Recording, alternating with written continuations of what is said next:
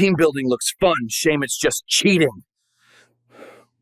The notification pinged at 3:17 a.m., lighting up my phone like a neon sign in the darkness of our bedroom. I should have ignored it.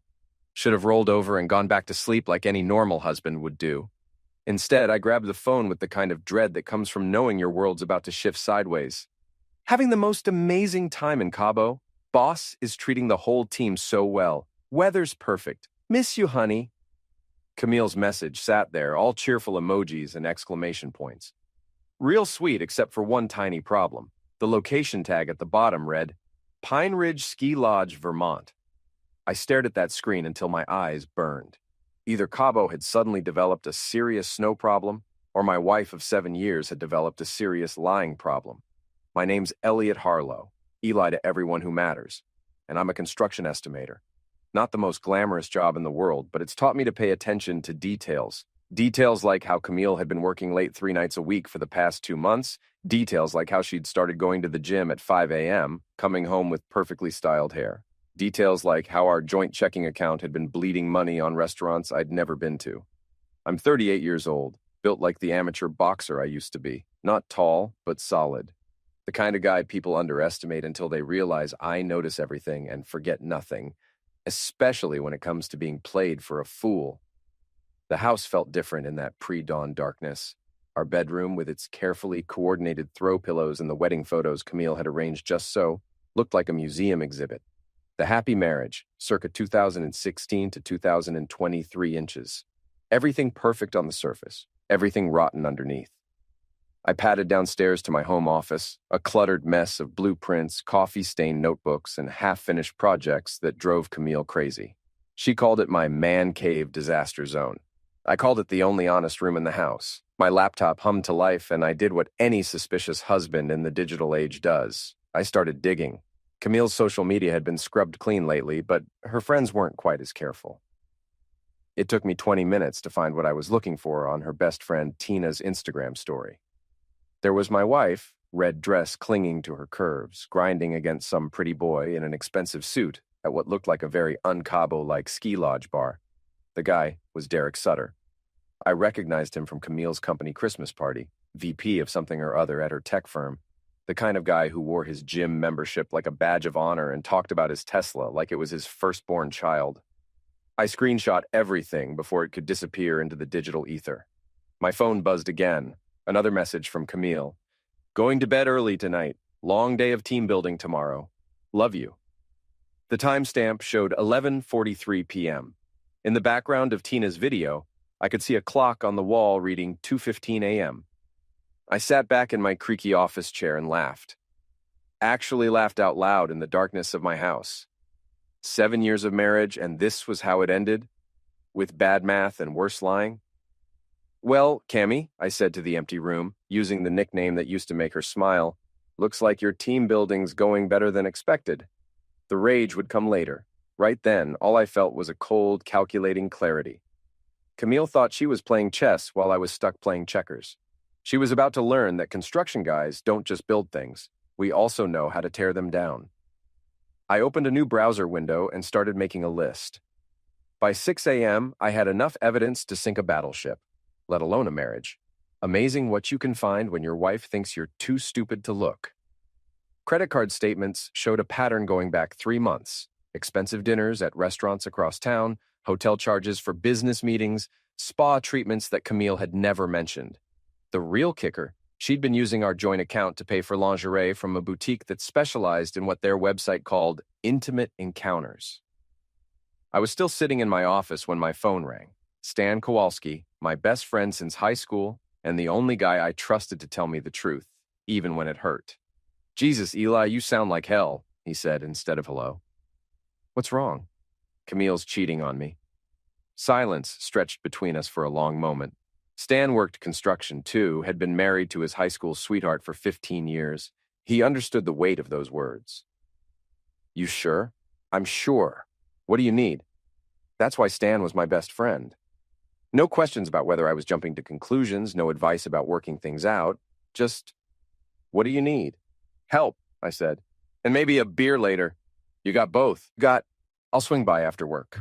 I spent the rest of the morning doing something I hadn't done in years. I called in sick to work. Then I drove to Murphy's Tavern, the kind of blue-collar bar where the coffee was strong, the gossip was stronger, and the bartender had been listening to Broken Hearts since before I was born. Charlene Murphy had run the place since her husband died 5 years back.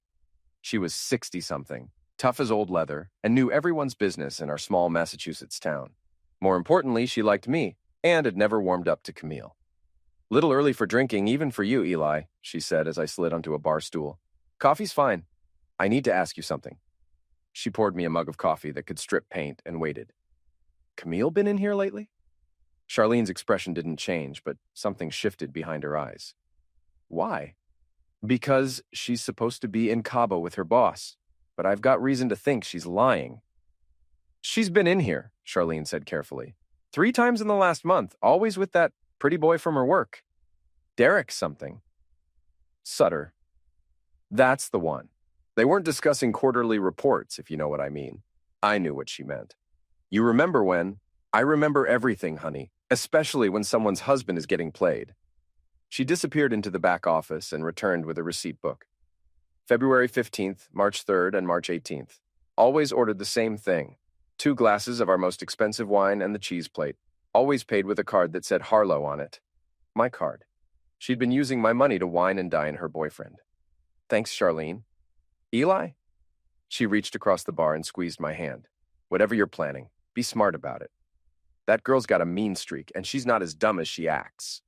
I drove home with Charlene's warning echoing in my head. She was right. Camille wasn't dumb. Selfish, manipulative, and apparently a cheater, but not dumb, which meant I had to be smarter. The house felt like a mausoleum when I walked in. 7 years of shared life surrounded me, the couch we'd picked out together, the kitchen table where we'd eaten 1,000 meals, the framed photos of vacations and anniversaries that now looked like evidence of a crime I hadn't known was being committed. I went upstairs to our bedroom and opened Camille's dresser. The lingerie I'd seen charged to our account wasn't there. Neither were several outfits I remembered her buying recently. She'd packed for her business trip like she was going on a honeymoon. My phone buzzed with a text from her. "Missing you already. Cabo is so romantic. I mean, relaxing."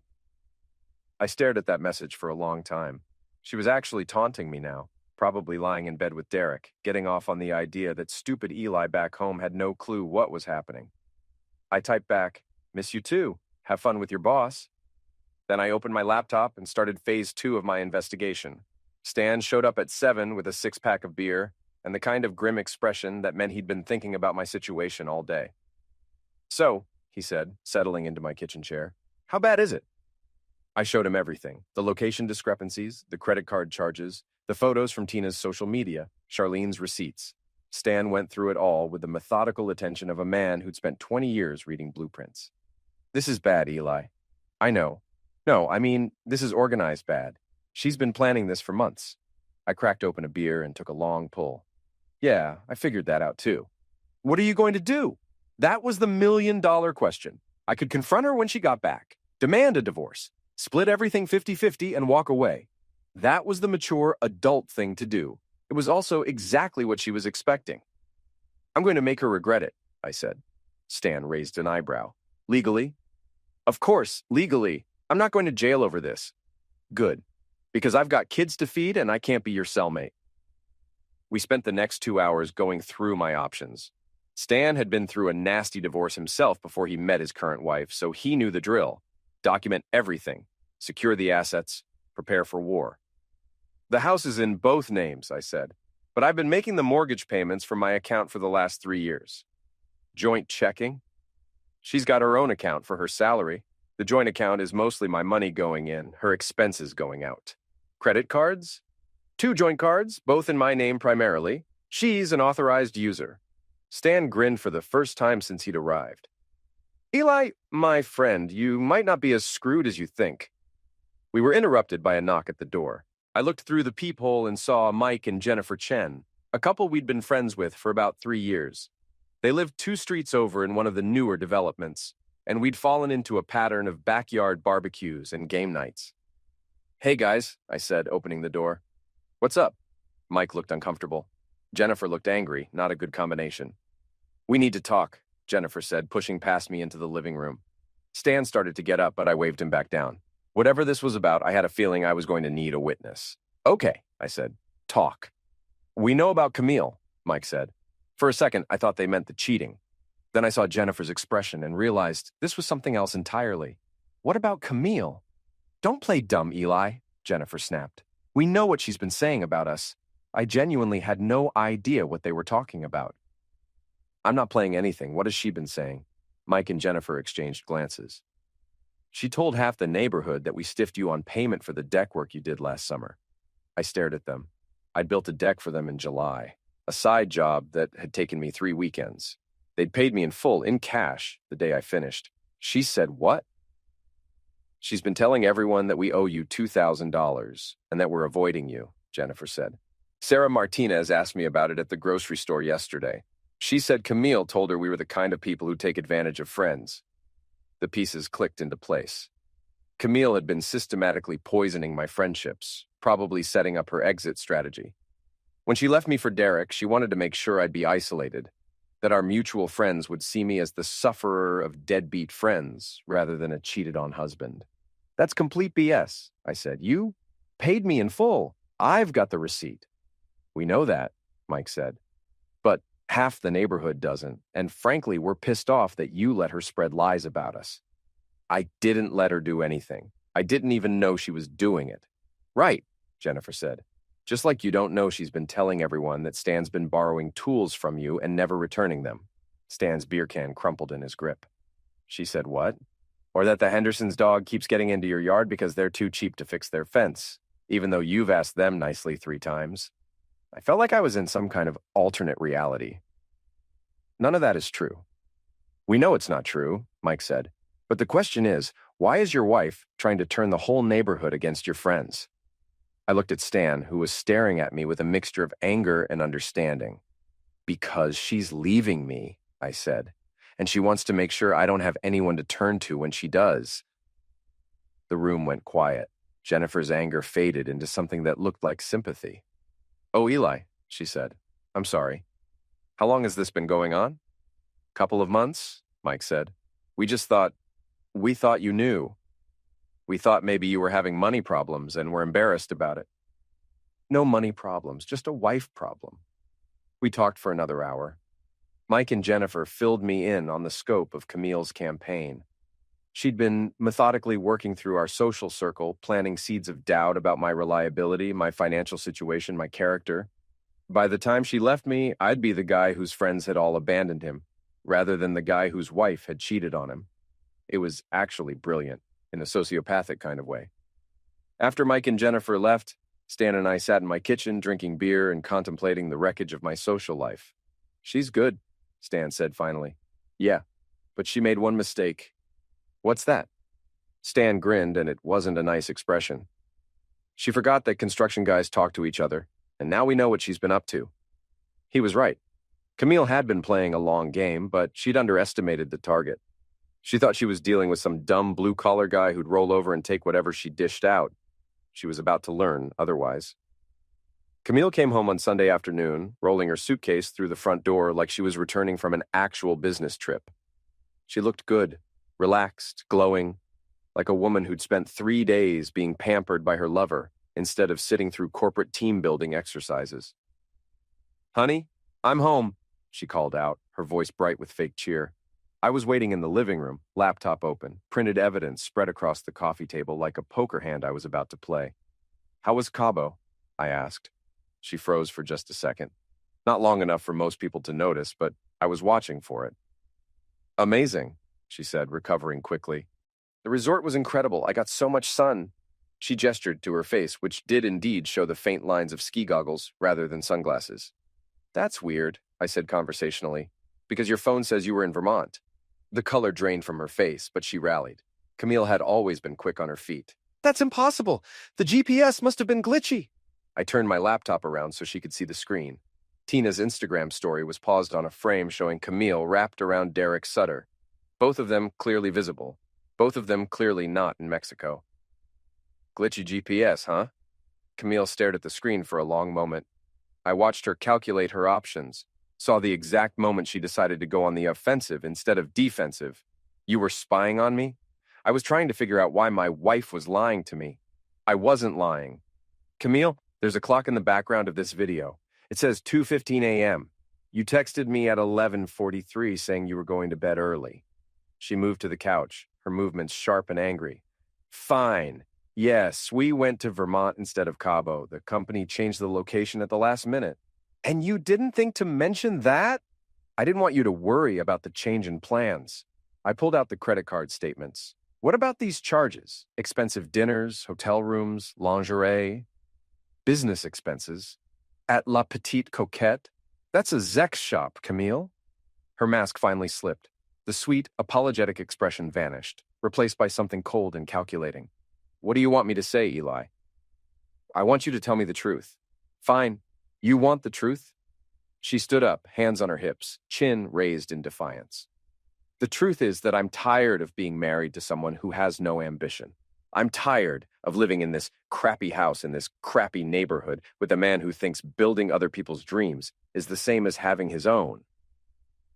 The words hit like physical blows, but I kept my expression neutral. So you decided to cheat on me. I decided to find someone who could give me the life I deserve, with Derek. Derek appreciates me. Derek has goals. Derek doesn't come home covered in sawdust talking about load-bearing walls and foundation problems. Derek's married. She shrugged. Not for long. I felt something cold settle in my chest. How long has this been going on? Does it matter? It matters to me. 4 months? 4 months? A third of a year of lies, deception, and planning. 4 months of her coming home to me after being with him, sitting across from me at dinner, lying in bed next to me. Are you leaving me for him? I'm leaving you for me, she said. Derek's just a bonus.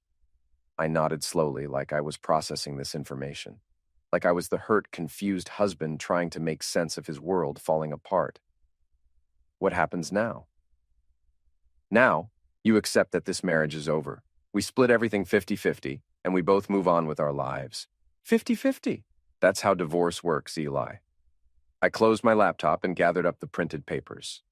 Okay. She blinked, clearly surprised by how easily I was taking this. Okay. You want a divorce? We'll get a divorce. You want to split things 50-50? We'll split things 50-50. Just like that? Just like that. I stood up, tucking the papers under my arm. I'll sleep in the guest room tonight. We can figure out the details tomorrow. I was halfway to the stairs when she called after me. Eli? Yeah? I'm sorry it had to be this way. I turned back to look at her. She was trying to look sad, remorseful, like the sufferer of circumstances beyond her control. It might have worked if I hadn't spent the weekend learning about her systematic campaign to destroy my friendships. No, you're not, I said. But you will be. I didn't sleep in the guest room. I didn't sleep at all. Instead, I spent the night in my office, making phone calls and sending emails.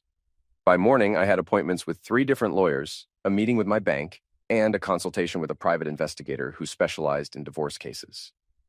Camille left early for work, probably to update Derek on how well her confession had gone.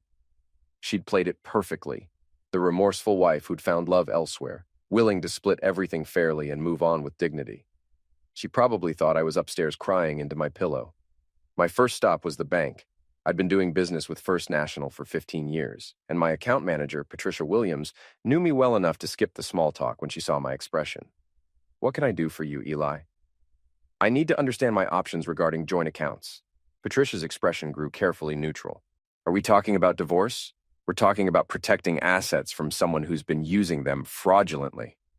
I showed her the credit card statements, the charges for Derek's meals and hotel rooms, the lingerie that had never made it home. She's been using joint funds to finance an affair, I said. What are my options? Patricia studied the documents. Well, technically, as a joint account holder, she has the right to use the money. But if you can prove she was using it for purposes that directly harm the marriage, I can prove it. Then you might be able to recover some of those funds in the divorce settlement. In the meantime, I'd recommend opening a new account in your name only and having your paychecks deposited there. What about the joint account? You could close it, but that might look aggressive. Better to just stop contributing to it. I opened a new account and arranged for my direct deposit to be switched over. Then I went to see the first lawyer on my list. David Brennan had handled Stan's divorce, and Stan had described him as a shark in a cheap suit. The suit was indeed cheap, but the shark part became apparent the moment I walked into his office. "Mr. Harlow," he said, shaking my hand with a grip that could crack walnuts, "Stan Kowalski says your wife is screwing around on you. That's one way to put it. It's the only way that matters. Sit down and tell me everything." I spent an hour walking Brennan through the evidence. He took notes in a shorthand that looked like hieroglyphics and asked questions that cut straight to the heart of every issue. "The house is in both names, but you've been making the payments?" "For the last 3 years, yes." "Joint accounts? 1 joint checking, 2 joint credit cards?" "I'm the primary on everything." "Her income?" "She makes about $60,000 a year as an HR manager. I make 75 as a construction estimator." "Kids?" "No kids." "Prenup?" "No prenup." Brennan leaned back in his chair. "Okay, here's the situation. Massachusetts is a no-fault state, which means the cheating doesn't matter legally. What matters is the division of assets and the question of whether she used marital funds inappropriately." "She did." "I believe you. The question is whether we can prove it in a way that will convince a judge to deviate from the standard 50-50 split." He explained the process. Filing for divorce, discovery, negotiation, possibly trial. It would take months, cost thousands of dollars, and might not get me any better result than just agreeing to split everything down the middle. "So she gets rewarded for cheating?" "She gets what the law says she's entitled to as your spouse. The cheating is between you and her. The money is between you and the court." I left Brennan's office feeling like I'd been punched in the gut. Camille had been right. The system was set up to give her exactly what she wanted. Half of everything we'd built together, plus the freedom to run off with her boyfriend. But Brennan had said something else that stuck with me. "The law is about what she's entitled to as your spouse, but there are other ways to make sure she gets what she deserves as a person." That afternoon, I met with the private investigator. Sarah Chen, no relation to Mike and Jennifer, was a former police detective who'd gone private after 20 years on the force. Her office was in a strip mall between a nail salon and a tax preparation service, but her credentials were impressive. "Divorce case?" she asked, looking over the evidence I'd brought. "Among other things." "What other things?" "My wife has been systematically destroying my friendships as part of her exit strategy. I want to know what else she's been up to." Chen raised an eyebrow. "That's unusual." "She's an unusual woman." "What exactly are you looking for?" "Everything. Her relationship with Derek Sutter, her plans for after the divorce, any other lies she's been telling. I want to know who I'm really married to." Chen quoted me a daily rate that made me wince. But I agreed to a week of investigation. If Camille wanted to play games, I needed to understand the rules. That evening, I was in my office when Camille came home. She knocked on the doorframe, something she'd never done before. "Can we talk?" "Sure." She sat down in the chair across from my desk, looking nervous for the first time since I'd known her. "I've been thinking about what I said yesterday." "Okay."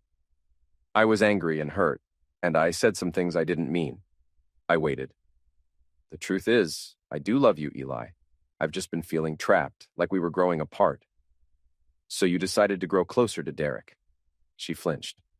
"That was a mistake, a huge mistake, but it made me realize what I was about to lose, which is you, us, our marriage." I studied her face. She was good. The tears looked real. The remorse seemed genuine. If I hadn't known about her campaign against my friends, I might have believed her. "What are you saying, Camille?" "I'm saying I want to try to work this out. I want to save our marriage." "What about Derek?" "I ended it this morning. I told him it was a mistake and that I wanted to focus on my marriage." I nodded slowly. "And he was okay with that?" "He wasn't happy, but he understood." "What about the divorce?"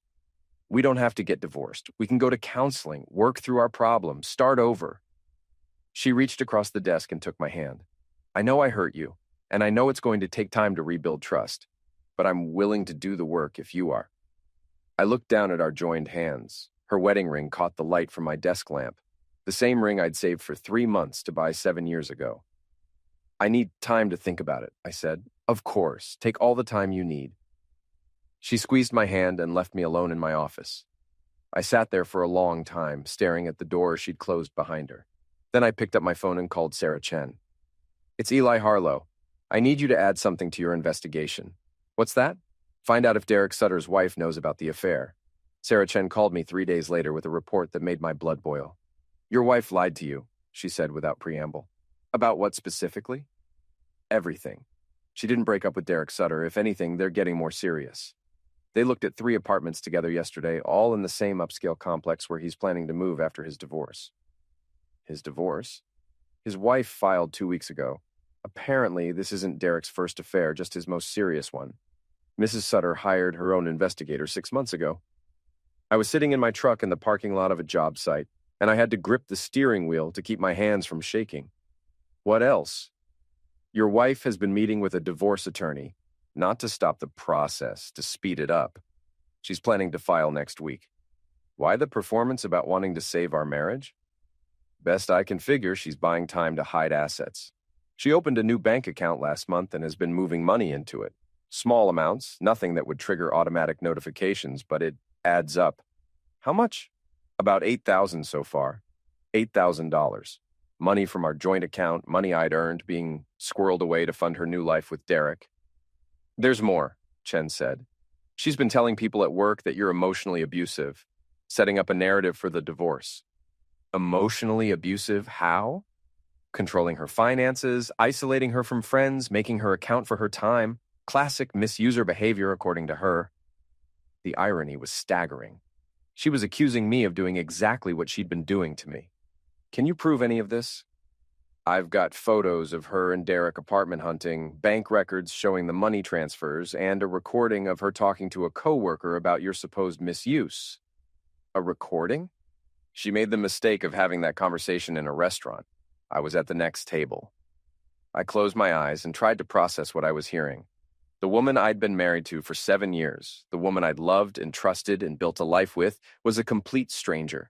Worse than a stranger, she was an enemy who'd been living in my house, sleeping in my bed, planning my destruction. What do you want me to do with this information? Chen asked. Can you find out when she's planning to file? I can try. Do that, and keep documenting everything. I hung up and sat in my truck for a long time, watching construction workers go about their jobs, envying their simple, straightforward problems. A wall was either plumb or it wasn't. A foundation was either solid or it wasn't. Nothing like the funhouse mirror reality I was living in. That night, Camille cooked dinner. Actually cooked. Not just reheated something from a container. She made my favorite, pot roast with potatoes and carrots, the meal she'd prepared for our first anniversary. This is nice, she said as we ate. It feels like old times. Yeah. I was thinking we should plan a trip, somewhere we've never been together. A fresh start. Where did you have in mind? Maybe Europe? We always talked about going to Ireland. I nodded and made appropriate noises, but I was thinking about the $8,000 she'd stolen and the apartments she'd been looking at with Derek. She was sitting across from me, playing the loving wife while planning to destroy me. After dinner, she suggested we watch a movie together. We settled on the couch, and she curled up against me like she used to do when we were dating. It should have felt good. Instead, it felt like being embraced by a snake. Halfway through the movie, her phone buzzed with a text. She glanced at it and smiled before quickly putting the phone face down. Work? I asked. Just Tina, being silly. I knew it wasn't Tina. I knew it was Derek, probably asking about their plans for the weekend. But I smiled and nodded and pretended to believe her. The next morning, she left for work with a kiss on the cheek and a promise to pick up groceries on the way home. The perfect wife, concerned about our domestic happiness. I waited until her car disappeared around the corner, then called in sick to work for the second time in a month. I had things to do. My first stop was Derek's office building. I didn't go inside, just sat in my truck in the visitor parking lot, watching. At 11:30, Camille's car pulled into the lot. She was supposed to be at work, but instead she was here, probably for a lunchtime quickie with her boyfriend. They came out together an hour later, Derek's hand on the small of her back in a gesture that was both possessive and intimate. They kissed goodbye next to her car, not the quick peck of casual friends, but the deep, lingering kiss of lovers who couldn't get enough of each other. I took pictures with my phone, adding to the evidence pile that was growing larger every day. My second stop was the apartment complex Chen had mentioned. It was one of those luxury places with a name like Willows at Something Creek, all glass and steel and landscaping that looked like it came from a magazine. The kind of place Camille had always wanted to live. I talked to the leasing agent, pretending to be interested in renting. She was happy to show me around, especially when I mentioned I was looking at the same floor plan my friends had been considering. "Oh, you mean Derek and Camille. Such a lovely couple. They put down a deposit on Unit 4B just yesterday." A deposit. First month's rent and security deposit. They're planning to move in at the end of the month. The end of the month. 2 weeks away. I thanked the leasing agent and left, my mind racing. Camille wasn't just planning to leave me, she had already left me. Everything else was just theater, designed to keep me docile while she arranged the details of her new life. That evening, she came home with groceries and news about her day, chattering about office politics and weekend plans like she didn't have a care in the world. She'd always been a good actress, but this performance was Oscar-worthy. "How was your day?" she asked, unpacking groceries in the kitchen. "Fine. Boring. The usual." "Poor baby. Maybe we should do something fun this weekend? Go for a drive, have lunch somewhere nice?" "That sounds great." She smiled and kissed me, and I kissed her back, tasting lies on her lips. Two could play this game. I spent the weekend playing the role of the reconciling husband while secretly preparing for war. Camille wanted to go for that drive and have lunch somewhere nice, so I took her to a restaurant in the next town over. One with security cameras and credit card receipts that would prove we were together, having what looked like a romantic meal. "This is perfect," she said, reaching across the table to take my hand. "It feels like we're dating again." "It does."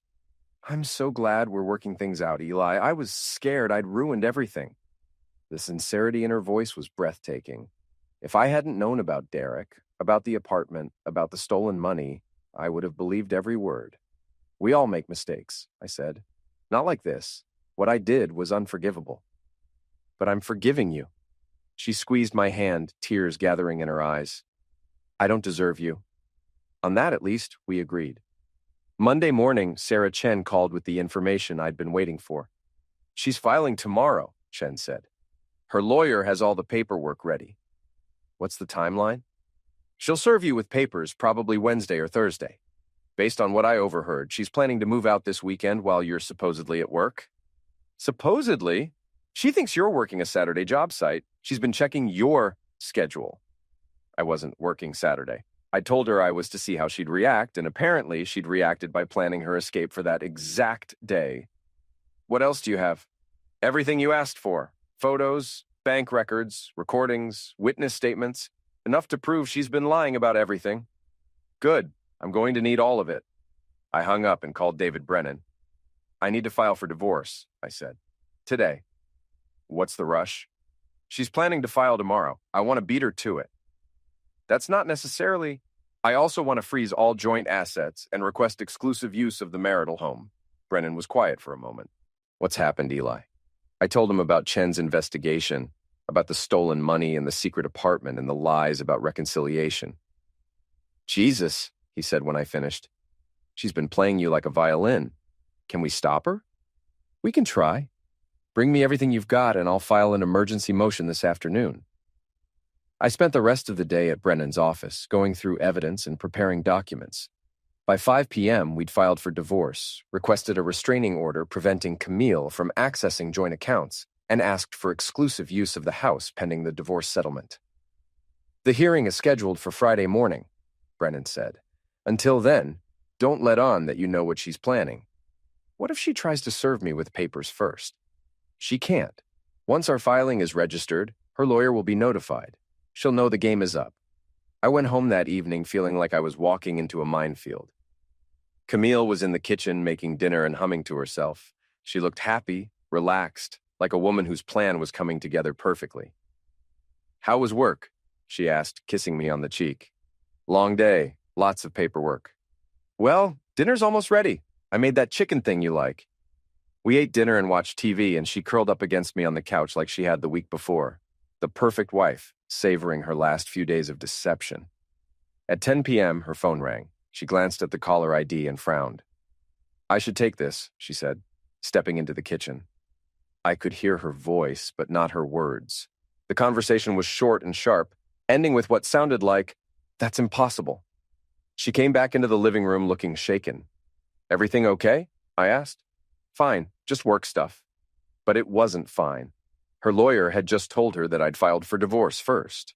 that her carefully laid plans had been blown apart by a husband who was supposed to be too stupid to see what was happening.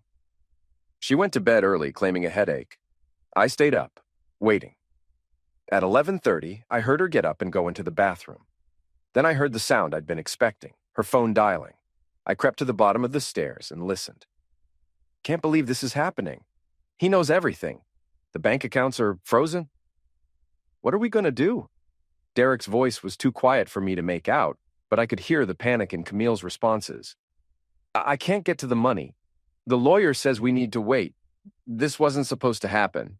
I went back to the living room and waited. 20 minutes later, she came downstairs, dressed in jeans and a sweater. I need to go out, she said. Tina's having a crisis. At midnight? You know how she is. I knew how Tina was, and I also knew this wasn't about Tina. Drive safe, I said. She kissed me goodbye, still playing the role even now, and left. I followed her. She drove straight to Derek's house, a McMansion in one of the newer developments across town. I parked down the street and watched as she ran to the front door like a woman fleeing a burning building. They were probably in there right now, trying to figure out how their perfect plan had fallen apart, how the dumb construction worker had outmaneuvered the HR manager and the corporate VP. I took pictures of her car in his driveway and sent them to Sarah Chen with a timestamp. More evidence for the pile. She stayed until 3 a.m. When she finally came home, I was in bed pretending to sleep. She slipped under the covers beside me, and I could smell Derek's cologne on her skin. How's Tina? I asked quietly. Better now. Sorry I was gone so long. No problem. She curled up against my back, and I lay there in the darkness, feeling the weight of her arm across my ribs, listening to her breathing slow as she fell asleep. Tomorrow, she would find out that the game was over. Tomorrow, she would learn that actions have consequences. But tonight, for the last time, we were still married. Camille's lawyer called her at 8 a.m. sharp. I was in the kitchen, making coffee and pretending to read the newspaper when her phone rang. "This is Camille," she answered, her voice bright with fake cheer. The cheer lasted about 10 seconds. "What do you mean he filed first? That's impossible. I was going to—" "What? When?" I watched her face go through a series of expressions: confusion, disbelief, anger, and finally, cold calculation. "I'll be right there," she said, hanging up. She turned to me, and for a moment, I saw her without the mask. The real Camille, the one who'd been planning my destruction for months. "I have to go to work early," she said, the lie coming as naturally as breathing. "Everything okay?" "Fine. Just some HR emergency." She grabbed her purse and headed for the door, then stopped and came back to kiss me goodbye. Even now, even knowing that I knew, she couldn't break character completely. "I love you," she said. "I love you too." It was the last lie either of us would tell the other. I waited until her car disappeared, then called in sick to work again. My boss was starting to ask questions about my sudden increase in sick days, but I'd deal with that later. Today was about finishing what Camille had started. My first call was to the bank. The freeze on our joint accounts had gone into effect at midnight, which meant Camille couldn't access the money she'd been planning to use for her new apartment. My second call was to the credit card companies. As the primary account holder, I had the right to cancel her authorized user status, which I did. Her cards would be declined by noon. My third call was to Sarah Chen. "I need you to be at Derek Sutter's office building today with a camera," I said. "Why?" "Because Camille's going to show up there, probably around lunchtime, and she's going to be desperate. Desperate people do stupid things." "What kind of stupid things?" "The kind that look really bad in divorce court." Chen agreed to stake out Derek's building. Then I made the call I'd been looking forward to most. "Mrs. Sutter? This is Eli Harlow. I think we should talk." Rebecca Sutter agreed to meet me at Murphy's Tavern at 2 p.m. She was a small woman with graying hair and tired eyes, the kind of woman who'd been fighting a losing battle for years and knew it. "You're the other husband," she said, sliding into the booth across from me. "Looks that way." "How long have you known?" "About a week. You?" 6 months. I hired an investigator after I found hotel receipts in his jacket pocket. Charlene brought us coffee without being asked, then disappeared with the discretion of someone who'd seen this scene play out 100 times before. "I'm sorry," Rebecca said. "About your wife, I mean. I know what it's like. This isn't Derek's first affair. It's his third that I know about, but it's the first one where he's talked about leaving me. Are you going to fight the divorce?" She laughed, but there was no humor in it. With what? He makes 3 times what I make, and he's hidden most of our assets. My lawyer says I'll be lucky to get half of what's left after he's done moving money around. I studied her face. She looked defeated, resigned to losing everything to a man who'd been cheating on her for years. What if I told you there was a way to make sure they both get what they deserve? Her eyes sharpened. I'd say I'm listening. I spent the next hour laying out my plan. It was risky, complicated, and required perfect timing. But if it worked, Camille and Derek would get a taste of their own medicine. Can you do it? I asked when I finished explaining. Rebecca was quiet for a long moment, staring into her coffee cup. When she looked up, there was something new in her eyes, something that looked like hope. When do we start? At 3 p.m., my phone rang. Camille's name appeared on the screen, but when I answered, her voice was different, harder. The mask was finally off. You fool, she said without preamble. Hello to you too. You froze the accounts. I protected marital assets from further theft. It's my money too. The $8,000 you moved to your secret account would suggest you disagree. Silence on the other end of the line. How did you know about that? I know about a lot of things, Camille. I know about the apartment you rented with Derek. I know about the lies you've been telling about me at work.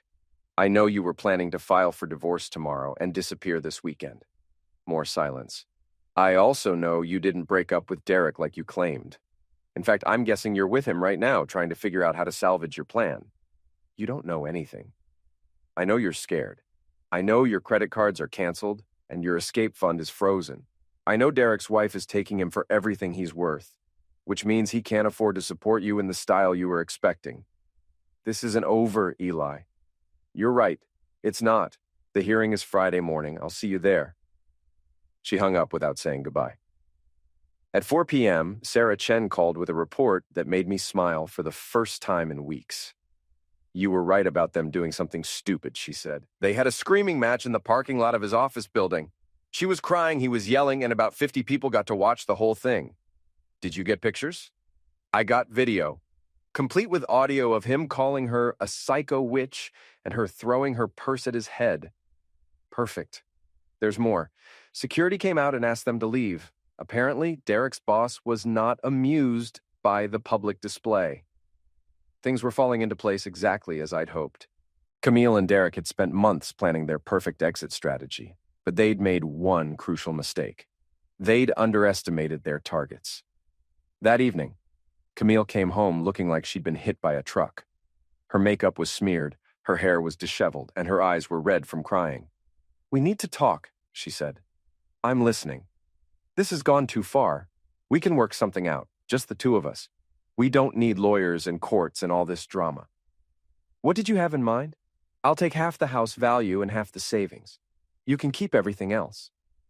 What about the money you stole? I didn't steal anything. That was a misunderstanding. What about Derek? Derek is over. Done. I told you I want to save our marriage. I looked at her standing in our living room, still trying to manipulate me even as her world crumbled around her. Part of me almost felt sorry for her. Almost. It's too late for that, Camille. It's not too late. We can call off the lawyers, withdraw the filings. No. Eli, please, I'm begging you. You should have thought about that before you decided to destroy my life. She stared at me for a long moment, and I saw the exact moment she realized that her sufferer had become her enemy. You're going to regret this, she said. I doubt it.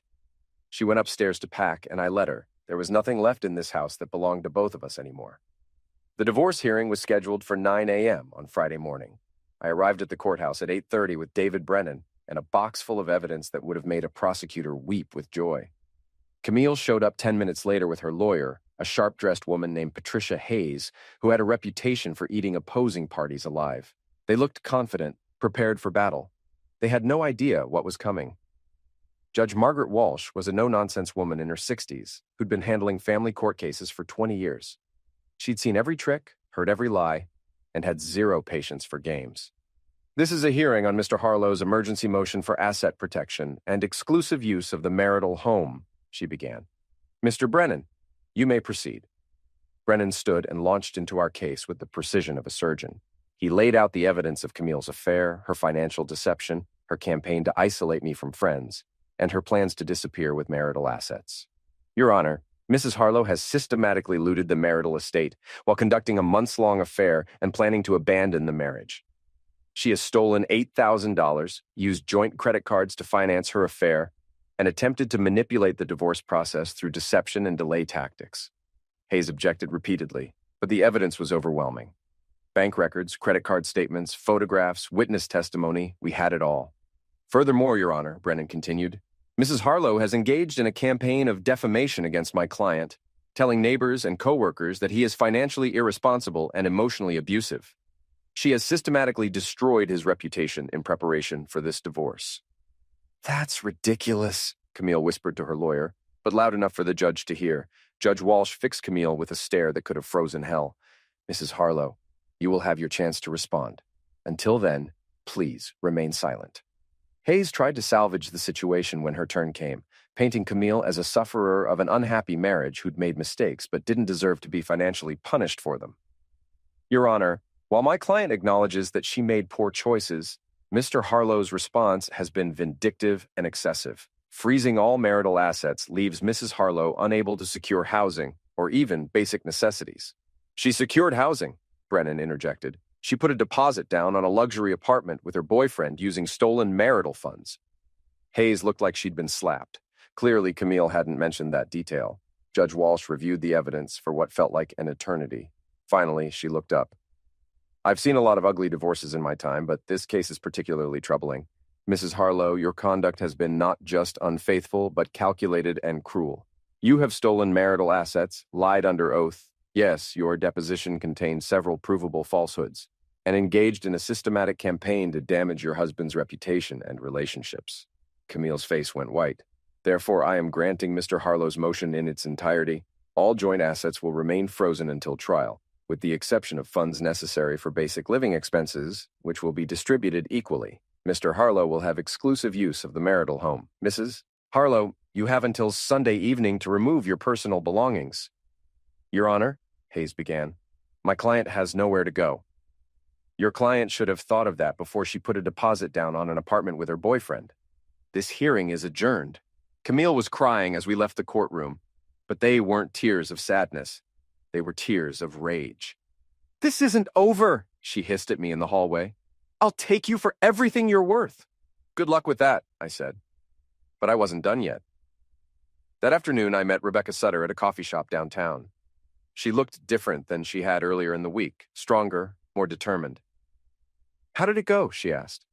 Better than expected. Your turn tomorrow? Derek's lawyer filed for an emergency hearing. Apparently, he's concerned about his assets, too. We went over the plan one more time. It was risky, but Rebecca was committed. He destroyed my life, she said. It's time he learned what that feels like. Saturday morning, Derek's emergency hearing didn't go the way he'd planned.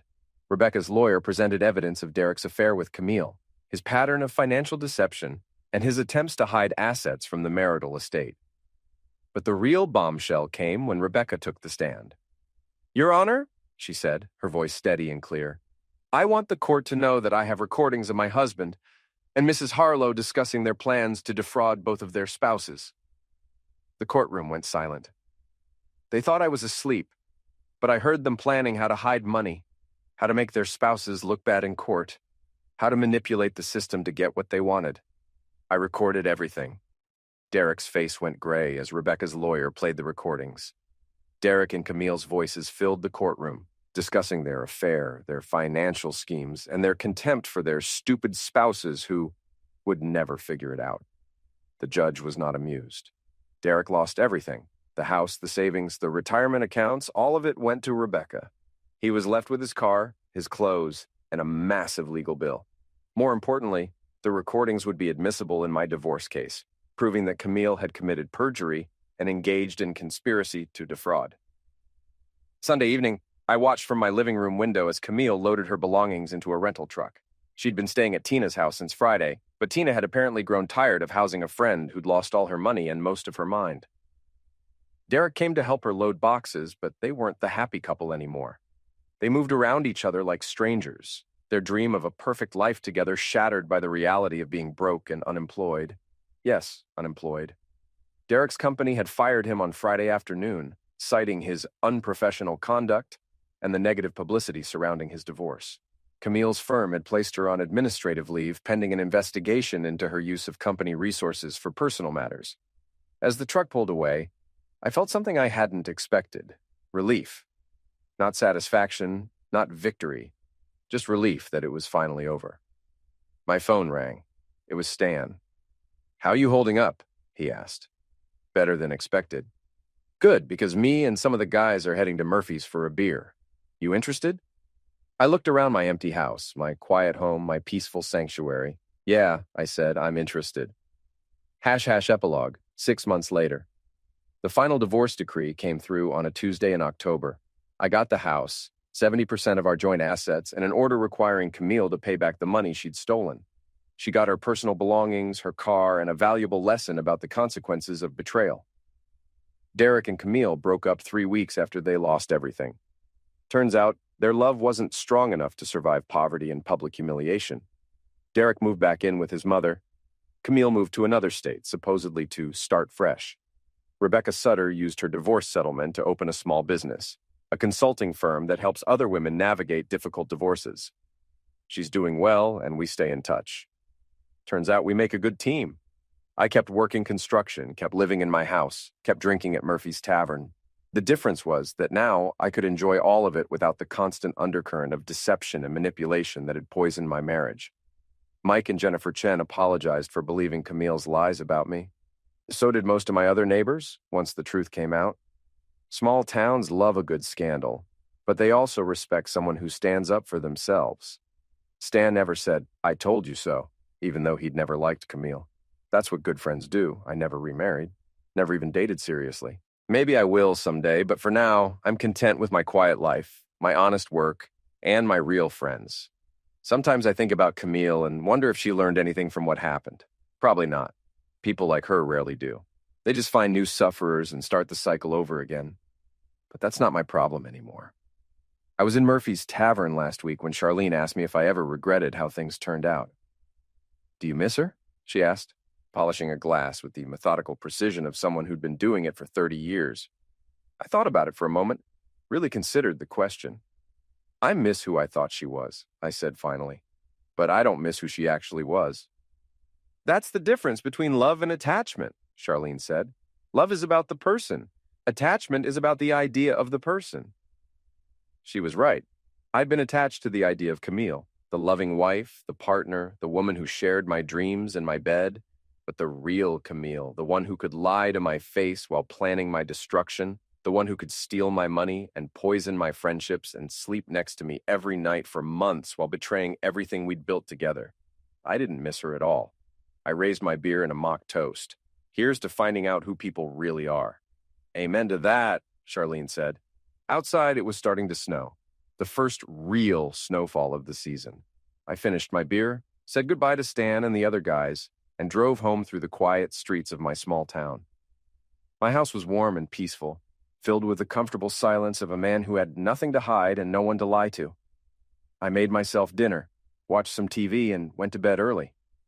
It wasn't the life I'd planned when I married Camille 7 years ago, but it was an honest life, and after everything I'd been through, honesty felt like the greatest luxury of all. Some people might call what I did to Camille and Derek revenge. I prefer to think of it as justice. They made their choices, and I simply made sure they lived with the consequences. In the end, that's all any of us can do. Make our choices and live with what comes next. I sleep well at night now, better than I had in years.